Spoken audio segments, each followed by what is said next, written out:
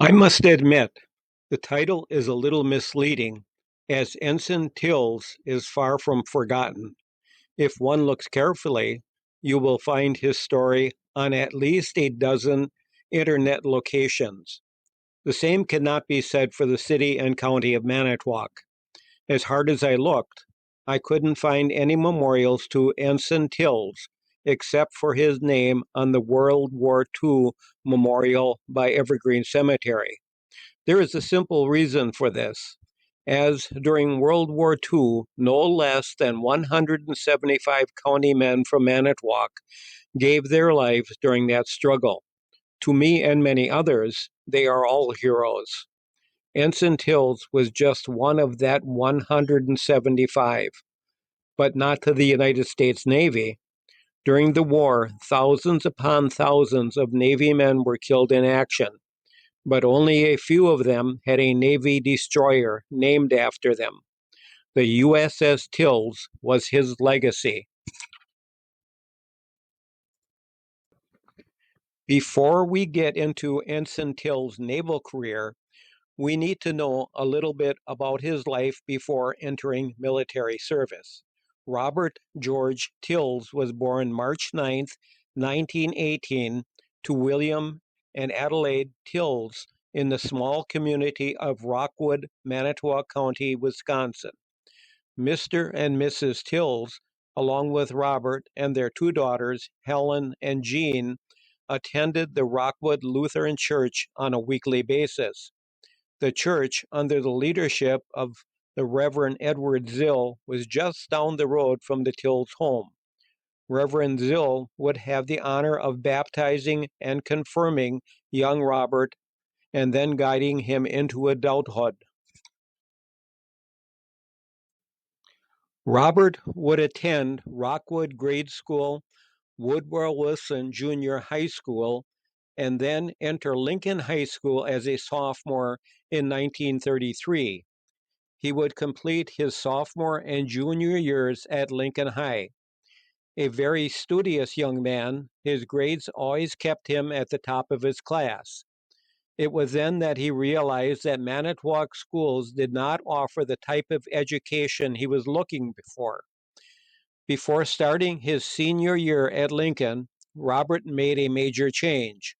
Under the guideship of Reverend Zills, he applied for and was accepted as a student in the preparatory program at Concord University in Milwaukee.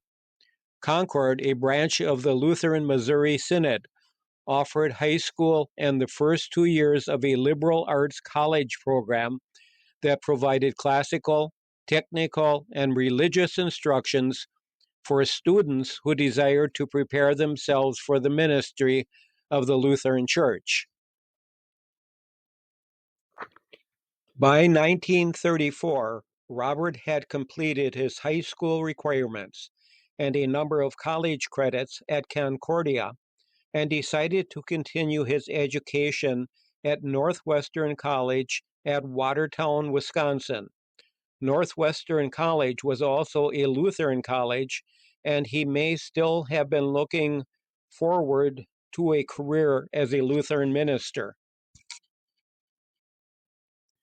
Now, one might wonder how a young man, 17 years of age, from a small town in Manitowoc County, could afford to attend two prestigious and expensive colleges. The year 1935 was still the heart of the Great Depression, and money was tight for most Americans during the 1930s. Fortunately for Robert, the Tills family was not tight for money.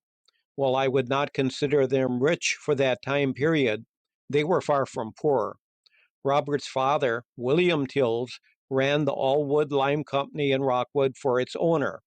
His yearly salary was between $4,000 and $5,000 per year.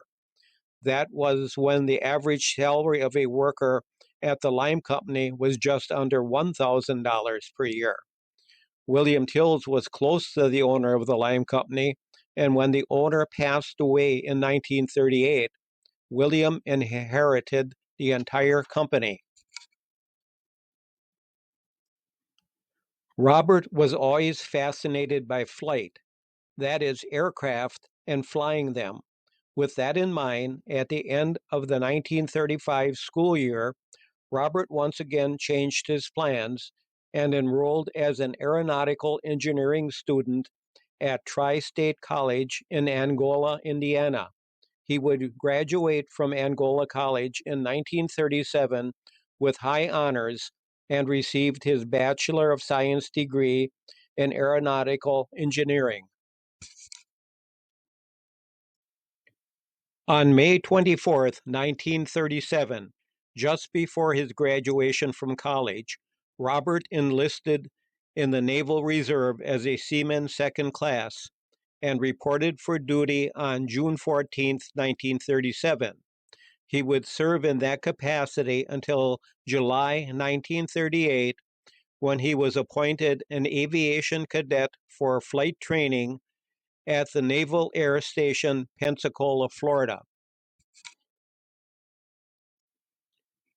Tills reported for flight training on July 14th, 1938, and for the next year received extensive training in flying the different airplanes in the naval inventory. In February 1939, Tills' parents were able to visit their son in Pensacola for several weeks. This would be the last time they would see their son. During his time at Pensacola, Robert became engaged to Miss Victoria Quindent, whom he had met while attending school in Milwaukee. With flight training completed, Robert graduated at the top of his class on September 18th, 1939, and was commissioned an ensign in the Naval Reserve.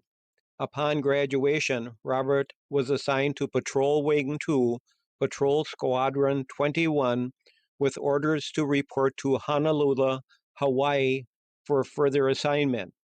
Tills arrived in Honolulu on November 1st, 1939, and after a short stay there was sent on to Cavite, a naval base 30 miles from Manila in the Philippines. At Cavite, Robert was assigned as a pilot to a Catalina flying boat PBY 4, serial number 1129, and became part of Patrol Wing 10, which was based on the USS Langley, a former aircraft carrier which had been converted to a seaplane tender. This undoubtedly was an exciting time for Ensign Tills, as the Langley was the first United States Navy aircraft carrier which had been converted in 1920 from the USS Jupiter. It would then serve as an aircraft carrier for the next 22 years before becoming a seaplane tender. It would continue to serve in the South Pacific until it was so badly damaged by Japanese bombers on February 27, 1942, that she had to be scuttled. On April 14th, 1941, while still flying off the Langley, Ensign Tills was augmented to regular Navy status and commissioned an ensign in the regular Navy.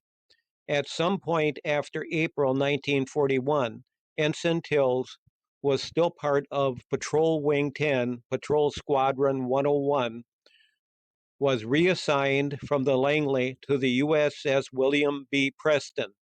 The USS Preston had started life as a destroyer in the 1920s and became part of the Asiatic Fleet in 1922, with her home ports being Cavite, Luzon, and Manila. When civil war broke out in China in 1927, the Preston saw extensive action in the process of rescuing American citizens from Nanking and other Chinese cities. Fired on numerous times and receiving only minor damage, she returned fire and safely rescued all on board. On August 2nd, 1940, the Preston was reclassified as a destroyer seaplane tender and began its second tour of duty with the Asiatic Fleet. Its home base was Cavite Naval Yard on Luzon. In November 1941, she received an overhaul at the Cavett Navy Yard, and on December 1st, 1941, she departed for Manila area bound for the southeast coast of Mandanego. Upon her arrival in Daewoo Gulf off Mandanego, the Preston dropped anchor in Melilag Bay, where she was joined by a group of 3 PBYs from Patrol Wing 10, which soon commenced patrols. The planes, which included Ensign Tills PBY serial number 1129, reconnoitered several small bays and inlets, looking for strange ships or any sign of suspicious activity. Shortly after 3 a.m. on December 8, 1941, the USS Preston picked up the following radio message: Japan has commenced hostilities. Govern yourself accordingly. One PBY took off immediately to search the seas for signs of the Japanese, while the other 2, including the one to which Ensign Tills was pilot, remained in Marilaga Bay, their crews ready to take off at once. The USS Preston shifted her anchorage to lessen the chance that one bomb aimed at the ship would also damage the PBYs anchored near her.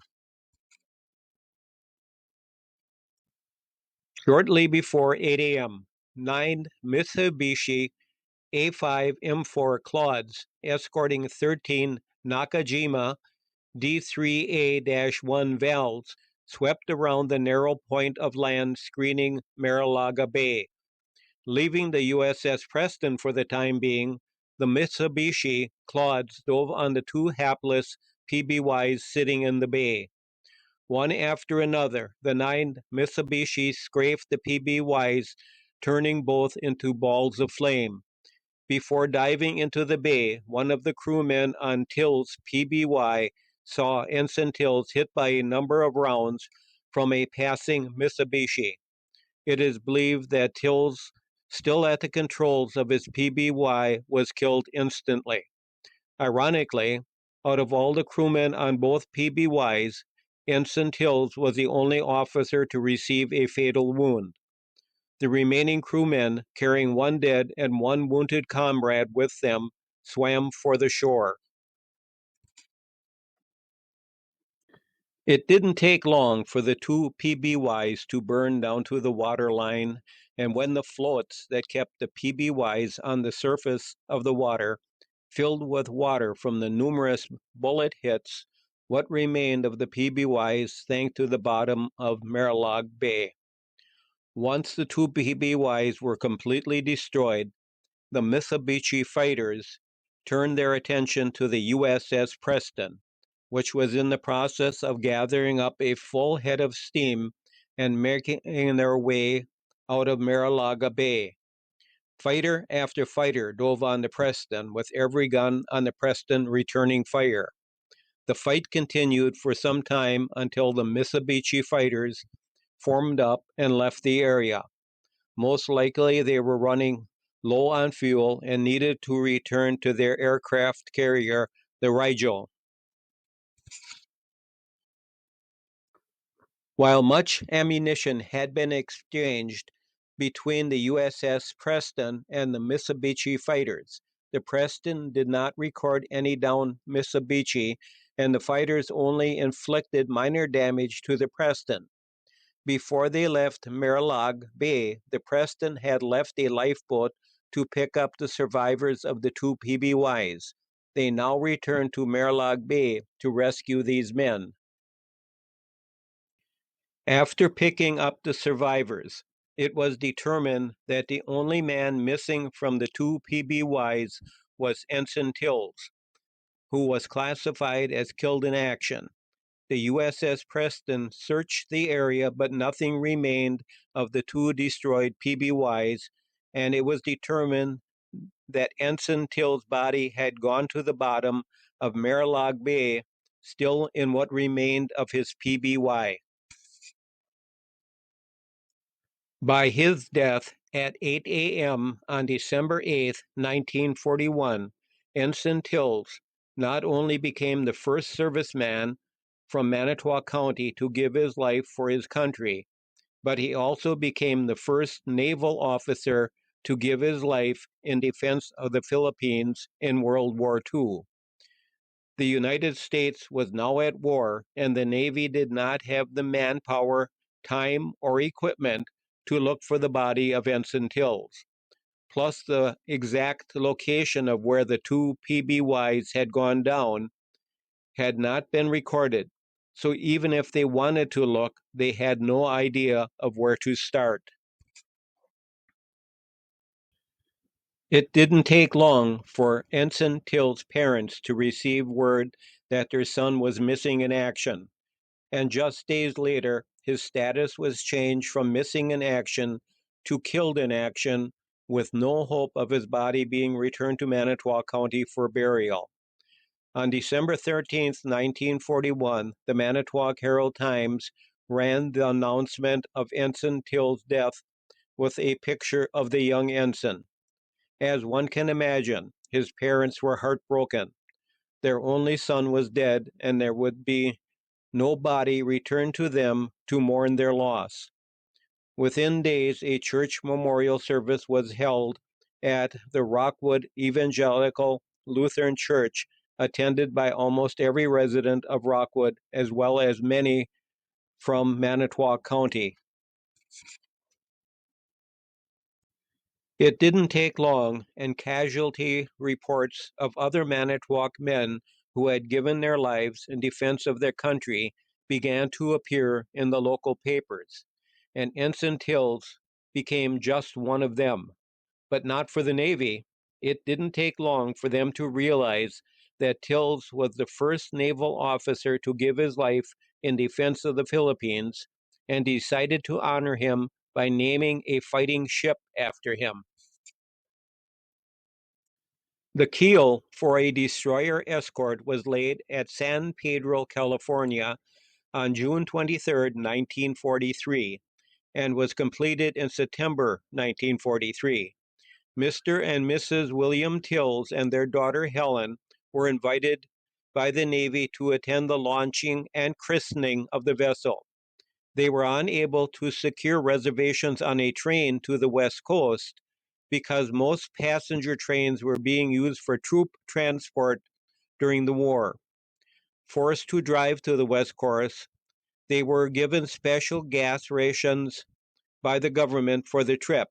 On the way, they picked up Victoria Quindent, Ensign Tills' fiancée from Milwaukee, who was also invited to attend the ceremony. On October 3, 1943, Helen Tills, sister of Ensign Tills, broke the traditional bottle of champagne over the keel of the vessel, which was officially christened the USS Tills. After its initial trials and shakedown off San Diego, the USS Tills was sent into harm's way to the troubled South Pacific waters. Once in the South Pacific, it joined a squadron which were conducting hunter-killer operations between the Hawaiian Islands and the Marshall Islands. Over the next 2 years, the USS Tills would provide convoy escort, conduct anti-submarine patrols, and screening operations off Okinawa. After the war, the Tills continued to conduct operations in the South Pacific until returning to the United States in November 1946. She continued to be used by the Navy as a training vessel until she was decommissioned on September 23, 1968. Her end came on April 3, 1969, when she was sunk as a target vessel off the East Coast. Now, let's fast forward to October 2007.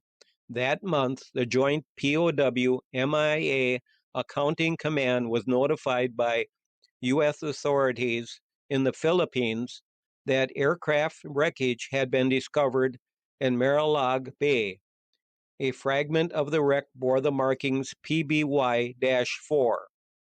In November 2007, a team from the Joint U.S. Military Assistance Group, Philippines, and the Philippines Coast Guard surveyed the site and recovered human remains from the site. Using forensic identification tools and dental comparison, they determined that the remains were that of Ensign Tills. After the Tills family was notified that his remains had been recovered and identified, they requested that his remains be interred at Arlington National Cemetery. This was done on March 23, 2009. Ensign Robert George Tills, the young lad from Rockwood, Manitowoc County, now lies peacefully in grave 8998, Section 60, Arlington National Cemetery. I want to thank you for watching the latest episode of Manitowoc History Review. I hope you enjoyed it. Thank you again.